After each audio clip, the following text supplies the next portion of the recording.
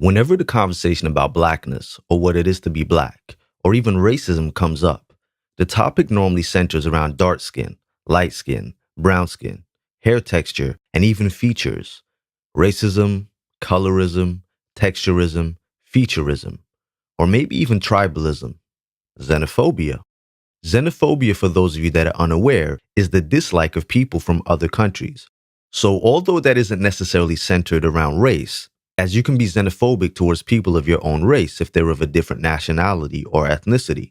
The one thing that connects all of these isms is division. Light skin versus dark skin, 4C hair versus 3B hair, Nigerians versus Jamaicans, Dominicans versus Haitians, African Americans versus diasporan Africans. It seems strange for a group of people that share so much in common to be divided by their differences. But that's all part of the plan. Divide and conquer. It's a powerful tactic. There are those of us who are aware of the cause and effect, the root cause that is responsible for all of these divisive symptoms. We speak on it daily. We fight against this negative system that wishes to divide us. We bring about awareness.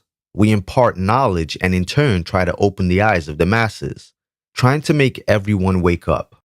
Because it's all about being woke or conscious. I mean, that's the whole point, right? Having knowledge of self.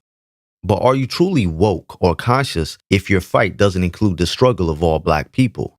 For some people, that's not possible as they can't see past their own issues or their own personal oppression as it relates to them. And of course, all oppression is not created equal. There are those worse than others. There are struggles within struggles.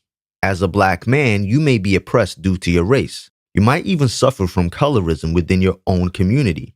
But as a woman, you might encounter the same oppression and prejudice as a black man, based on race and colorism. But you could also be a victim to sexism and societal issues that are specific to women.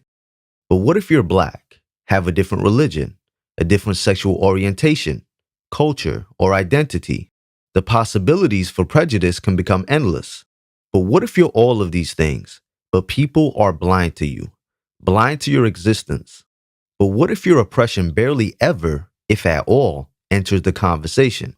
The forgotten black people. Throughout the years, I've watched countless YouTubers that fight against hatred. They let their subscribers know about white supremacy and how it affects us. They may use particular names to address racist people. I remember hearing a few people refer to white people as albino, albinoid, or even melanin deficient. And the truth is, it made me cringe and feel a type of way. But what about people that suffer with albinism? What about them? Albinism is a condition that reduces the amount of melanin formed in the skin, hair, and eyes. There are also different types and levels of albinism. Of course, albinism isn't specific to one particular race. You can be white and suffer with albinism, because contrary to popular belief, white people do indeed have melanin. They have the same 3 types of melanin as black people: eumelanin, pheomelanin, and neuromelanin. Eumelanin produces brown, dark brown, and black pigments. So if you have brown eyes, brown hair, brown skin, or a brown pigment anywhere on your body, then you produce eumelanin. Pheomelanin produces the lighter pigments, like reds and such, while neuromelanin is found in the brain. So if a white person has brown or dark brown hair or eyes, or even tans in the sun in a brown color, then they produce eumelanin. Now, of course, white people will not produce as much eumelanin as black people, not without manipulation anyway. So the only people that either don't produce certain types of melanin or very little of it are people with albinism or vitiligo. Like I said, you can be white and suffer from albinism. You can be Asian or Mongoloid and suffer with albinism. You can be black and suffer with albinism. People with albinism do indeed have the melanocyte pigment cells, they just don't function correctly. Whereas people who suffer with vitiligo, their pigment cells have died. And anyone of any race can suffer from vitiligo or albinism. But for this video, we're talking about black people. So can you imagine, as a black person with albinism, hearing people talk about racist non-black people and calling them albinos or albinoids? Can you imagine your own black people saying negative things about people with less melanin and making statements about having no melanin? Now, I know some people will say, but we're not talking about black people with albinism when we say things like that. Yes, that is true, but it doesn't make it any better, especially when you're a person that suffers with a condition like albinism. Imagine not even being included in complexion politics because some people don't even class you as black. Unene no bebe dole tofauti yangu iko wapi? Eh? Umele wako yopi? Halafu nene? Many black people with albinism are born to two black parents without the condition, so they are indeed black. Some people oftentimes say, but black is a color, not a race. This is true, but it's also an acceptable term for the word Negroid, which is the scientific term for the black race. Most people don't like walking around saying Negroid because of its close sounding connections to other offensive words, so we use the term black in its place. You might notice that I'm referring to albinism as a condition. That's because it is a condition, and people with albinism are suffering from its symptoms. People with albinism can suffer from skin cancer, lung diseases, an array of vision impairments that sadly are not correctable with glasses. Not everyone with albinism will suffer from all of these symptoms, but many do. These issues are caused by the lack of melanin. Melanin is indeed a very important polymer which can affect our eyes, our heart rate, breathing, and more. The problems with albinism are not limited to medical conditions, non-correctable vision impairments, and not being able to go out in the sun without sunblock. Black people with albinism can be and are victims of racism. Racist white people know they're black. They will attack them for being black with the same racial slurs they may use against black people without albinism. But then they will also use their albinism against them. I want to highlight something. Please don't call people with albinism albinos. With any medical condition, you should always put the person first. Yes, albino is offensive. It's also offensive to call your light-skinned black friend albino as a joke. Not necessarily because your light-skinned friend may be offended, but because it's offensive to people that actually suffer with albinism. But albinism sufferers are not just victims of racism. Imagine being killed by your own people because they believe you're a demon. People with albinism are seen as curses or ghosts that can be wiped off the face of the earth in many parts across Africa. Families are often told to kill the children at birth. Another side, however, is that witch doctors claim body parts of people with albinism are capable of bringing riches, power, and success if used in potions. They believe their bones have healing powers. Imagine being hunted down like animals for money.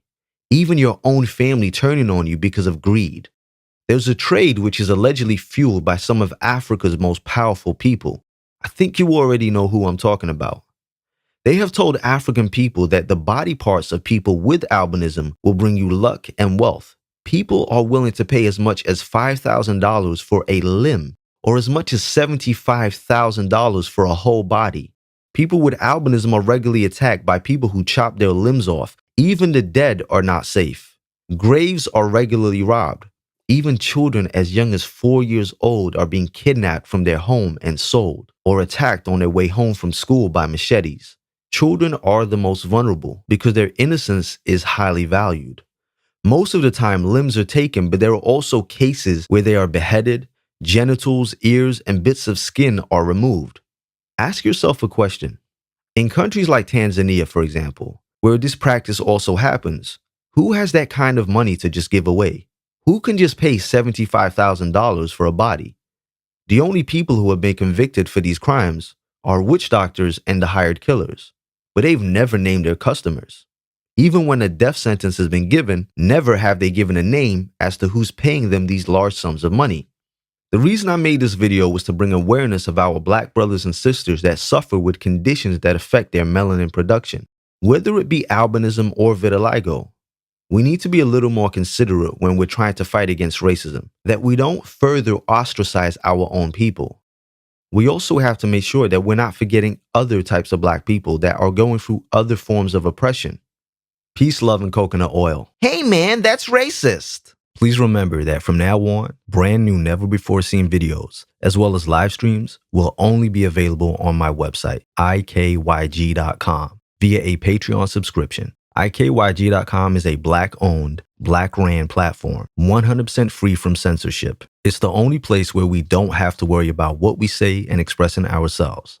Make sure you check out the description and the comment section for important links, as well as information in video form that shows you what benefits you get when you support the site and join my Patreon.